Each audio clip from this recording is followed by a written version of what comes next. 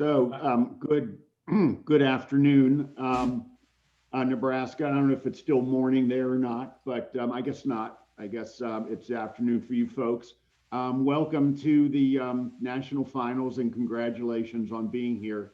My name's Andy Levy. I'm a trial lawyer in Baltimore, Maryland, and I also teach at the both of Maryland's law schools, the University of Maryland and the University of Baltimore. Hi, I'm Susan Arnett. I'm a criminal defense lawyer in Hawaii. I retired from the public defender's office and I teach at the law school at the University of Hawaii. Good morning. My name is Anthony Miller. I am an alumni of the program myself, and I have been working as a coordinator and coach for the last 10 years with the We the People program in the state of Nevada. And this is my first time judging at the national tournament. So I'm really excited to be here with you today and hear what you guys have for us. And could you please introduce yourselves and your teacher? So I'm Seth Surublisser. I'm Jack Loudon. Andrzej Kolodatsky. And I'm Kevin Rippey. Well, welcome to all of you. Let me, I know there's no mystery what the question is, but I'll read it. And then whenever you're ready to start with your opening statement, you can go ahead. This is question 1, begins with a quote from Rufus King. It would be inconsistent with the constitutional separation of the executive and legislative powers to let the prerogative, the pardon power, be exercised by the latter. What were the framers' reasons for giving the president the pardon power? And do you agree or disagree with them? According to the framer, James Wilson, if the president abuses the pardon power, he can be impeached and prosecuted. Do you agree with Wilson? Why or why not? In your opinion, what constitutes high crimes and misdemeanors? Under Article 2, Section 2, Clause 1 of the Constitution, the President of the United States can pardon the crimes of those he chooses. The pardon power embraces all offenses against the United States, includes the power to remit fines, penalties, the power to pardon absolutely or unconditionally, and the power to commute sentences except for cases of impeachment. The framers granted the pardon power to the president for a variety of reasons. Firstly, while writing the Constitution, they believed that the legislature's branch would utterly unfit for the purpose, since they are governed too much by the passions of the moment. In other words, the idea of giving hundreds of representatives the power to pardon would be too difficult to check and could lead to ill thought out pardons. Additionally, the framers stated that since Congress already holds most power out of all the branches, granting it the power to pardon would lead to a great power imbalance. Another reason the president was given the power to pardon was to create a check on the judiciary branch. Without pardons, courts would be able to convict criminals without any oversight. Furthermore, the pardon allowed another route for the president to block certain legislation. If the president wasn't able to veto legislation, they could pardon people convicted of crimes caused by the laws. For example, FDR exercises power to pardon by pardoning thousands guilty of violating prohibition laws. Overall, our group agrees with the mindset of the framers. It's sensible to grant the president the power to pardon, as it limits the power of the judicial branch and simultaneously stops the legislative branch from overstepping. However, one concern with the framers didn't take into account for the pardon power was treasonous acts. In New York, anti-federalists actually wrote a constitutional amendment that would have limited the pardon power in cases of treason, so that it could be essentially vetoed by Congress. George Mason argued that the president ought not to have the power of pardoning because he may frequently pardon crimes which were advised by himself. It may happen at some future day that he will establish a monarchy and destroy the republic. Luckily, if the president did choose to conspire against the U.S. democracy, Congress holds the power to impeach the president under Article 1, Section 2, Clause 5, and Article 1, Section 3, Clause 6 and 7, which greatly limits the president's willingness to pardon, since they would be less likely to pardon a treason and eventually associate themselves with undermining the United States. Thus, our group would agree with James Wilson's perspective on pardon, since the president should be impeached if they pardon a treason, because the president may feel themselves be guilty and the traitors may be his own instruments. Now, high crimes and misdemeanors must be serious crimes that directly show abuse from the president. So, although, for example, Bill Clinton lied under oath to a federal grand jury, this wasn't grounds for impeachment, as it wasn't an abuse of presidential power. Impeachment perhaps would have been more appropriate if the lies directly harmed the United States. An example of what should be considered a high crime or misdemeanor under Article 2 would be the first Trump impeachment trial. the Democratic-led House adopted 2 articles of impeachment against the former president, citing abuse of power and obstruction of justice. In this case, the president had tried to get a foreign power, Ukraine, to open an investigation into his political opponent, Joe Biden, in order to get an upper hand in the upcoming 2020 presidential election. He then obstructed justice by instructing federal officials to ignore subpoenas and documents for the impeachment proceedings. In this case, this does constitute a high crime, as the president actively tried to undermine the democratic proceedings while simultaneously making Biden a less competitive presidential candidate. Overall, high crimes or misdemeanors must be just that of a serious crime against the nation that the president took part in. Often offenses by officials also include ordinary crimes, but perhaps with different standards of proof and punishment than for non-officials, on the grounds that is more expected of public officials by their oaths of office. For example, ultimately near the end of his term, former President Trump pardoned many close friends and war criminals, and in this case, that his power to pardon should have been reevaluated. Okay, is that the completion of your opening statement? Yes. Okay, well, let me thank you for that. Let me start off by asking you, in a general sort of way, do you think that the founders, do you think the pardon power has worked out as they anticipated? Or do you think if they could, magically transport themselves to the present, that they would be surprised by the way it's worked out, particularly in recent history? I believe that they would have like different views on the pardon power now. So during the Obama presidency, one thing that Obama chose to do was pardon a lot of small drug crimes, which he disagreed with the legislative ruling that like some drugs should be illegal. And so in that sense, I think the framers would agree with that, because it was the president demonstrating exactly like that, or like it was a check on the judicial branch and also the legislative branch. Well, more recently, we saw with the Trump presidency that he pardoned a lot of close friends and a lot of people that helped him during his campaign and did some like pretty bad illegal stuff. So in that sense, we'd say that the framers of the Constitution don't think that the pardon power should be used in that sense, but more so as a check on the other branches of the national government. To add to that, I would further add that not only have we seen in recent history, for example, during the President Trump's administration, that many criminals that were associated very close with his administration and campaigns were pardoned, but specifically what we also saw is that the legislature didn't seem to impose any sort of other additional checks, where ultimately we, for example, would consider impeachment a way to counterbalance any sort of illegal action. But what we saw during both impeachments of former President Trump is that the Republican Party that controlled the Senate chose to acquit him in both instances, despite the possibility of that being considered a criminal charge, under which and this demonstrates that the influence that partisanship has now on the influence of the pardon power and other criminal proceedings relating to the president.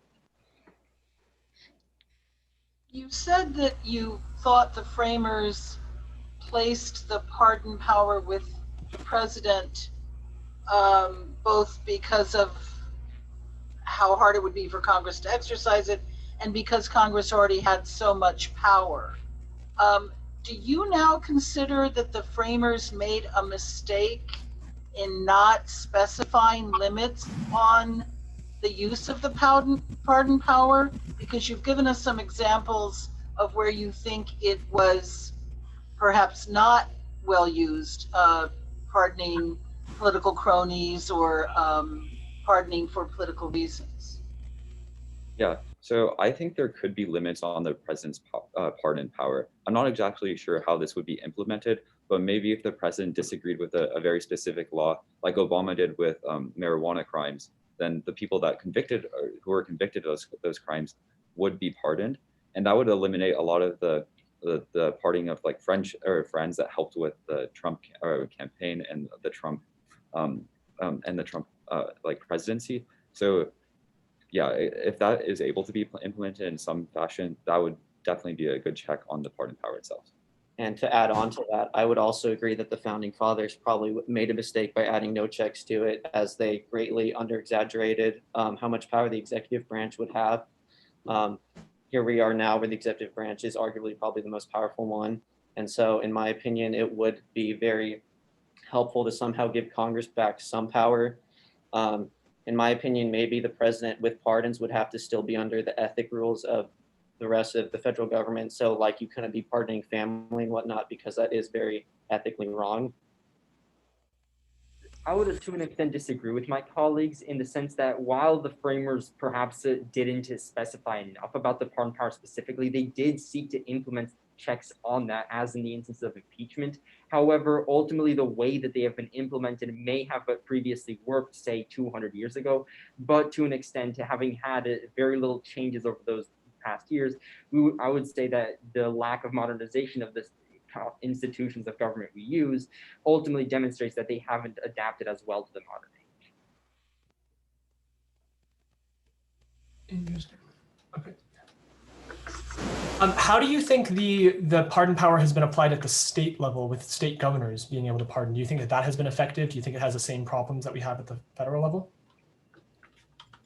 I would say pardon powers on the state level would be less of an issue because pardon power now on the federal level has definitely become a way more political issue, just as polarization has become a way bigger issue as well. So the pardon power falls under this very political and everything is going to be criticized no matter what the president says or does.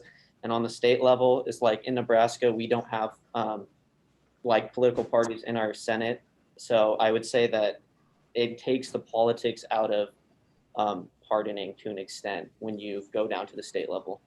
Yeah, and by nature, the pardon power for the governors of like each specific state is less expansive than the pardon power of the president, because of course the president can pardon practically anyone they want in the United States, whereas the governors of like a specific state are very limited to this like state they live in.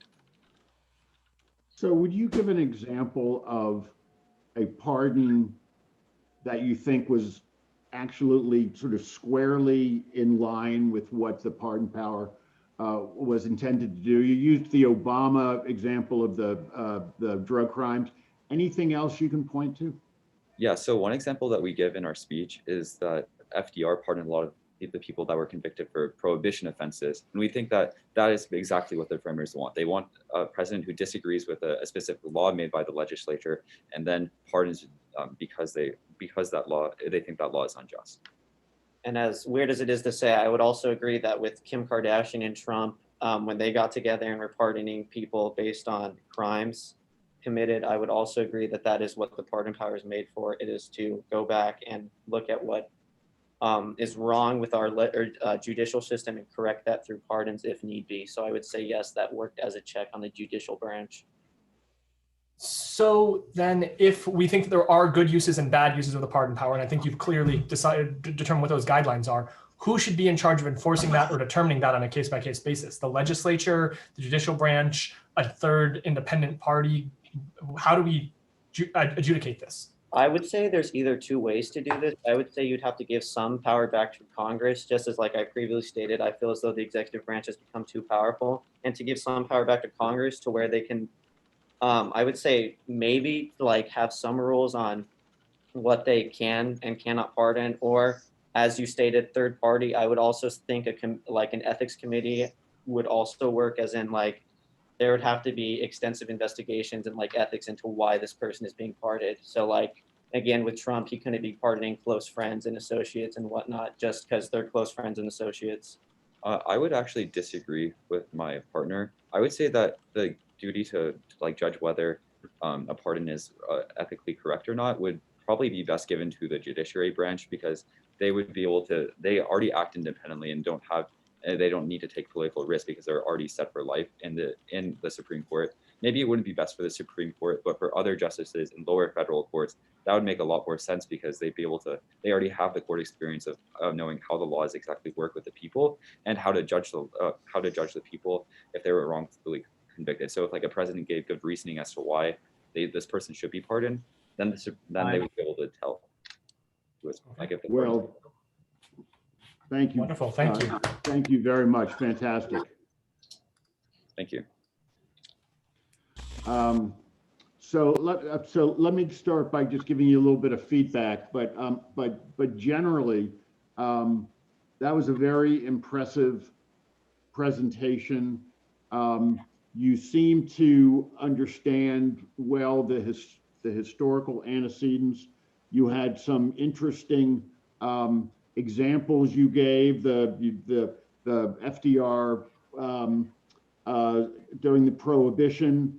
I don't know if we're going to hear about Kim Kardashian later today, but I can tell you that we hadn't heard about it in our previous hearings, and it's really like, I don't know if you're right or wrong, and I'm sure if we had had more time, we could have sort of parsed why you thought that was an appropriate use. But I thought that your reference to it and your ability to come up with that example was really brilliant, and sort of very interesting, provocative, thought-provoking. Now, I had not thought about that, but now that you mention it, I do remember it.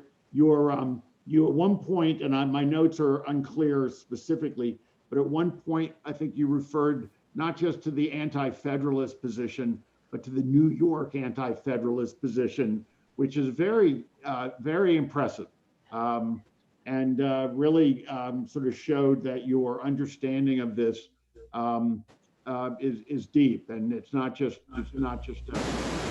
a surface thing. So so good job, good job. I definitely echo that. I appreciated that you were all participating, especially on the questions. I think it can be awkward to disagree with your colleague, and some teams don't like to do that. I thought you did it effectively. Each of you stated a position, and it further informed the discussion, I thought. So I liked the way that you did that. You were definitely articulate, and it was just a nice job and a pleasure to listen to your presentation. Thank you. I definitely agree with everything that was said. I think that you guys had a ton of really, really great remarks, some very interesting examples that we hadn't heard yet today. I think that you supported your positions very well, and I think that you articulated your positions clearly and with good reasoning. I'm very impressed by all of that. I also want to give a little bit of constructive feedback, because I feel like that's more valuable than telling you what you did right. So the first thing I noticed that I would really stress you all just work on in the future in any presentations or arguments you're giving, your prepared statement was very well written, but you spoke incredibly quickly. And I know you had a lot to fit in, but you even had, I think, like probably 20 seconds left at the end of that 4 minutes. And specifically, it felt like there were no periods. You went from sentence to sentence with no pauses at all, and it made it very difficult for us to parse what was being said. So I would just stress that you guys spend some more time practicing whenever you're giving prepared statements in the future, to record yourself and listen to it, play it back and listen to yourself to make sure that it's understandable what you're saying. The remarks were very, very well written. Just, it was a little bit hard to parse because there was no pauses at all. Other than that, I think that your presentation style in the follow-up was excellent, and you were very, very natural and you had a strong command of the knowledge and felt very comfortable articulating how your opinions and using supporting evidence. So I thought that was wonderful. I would have liked to see a little bit more of that presentation style in the prepared remarks as well. And one other comment briefly. I'm not sure if maybe I misunderstood, but it did sound like you said that the president's pardon power is basically unlimited, whereas the governors have a lot more restrictions on that. I think it is important to note that the president can't pardon for state offenses, right? The president can only pardon for federal crimes. And I don't think you specifically said anything that contradicted that or said anything factually incorrect, but I also wasn't sure if you didn't make a strong clarification there, so I just wanted to clarify that for you.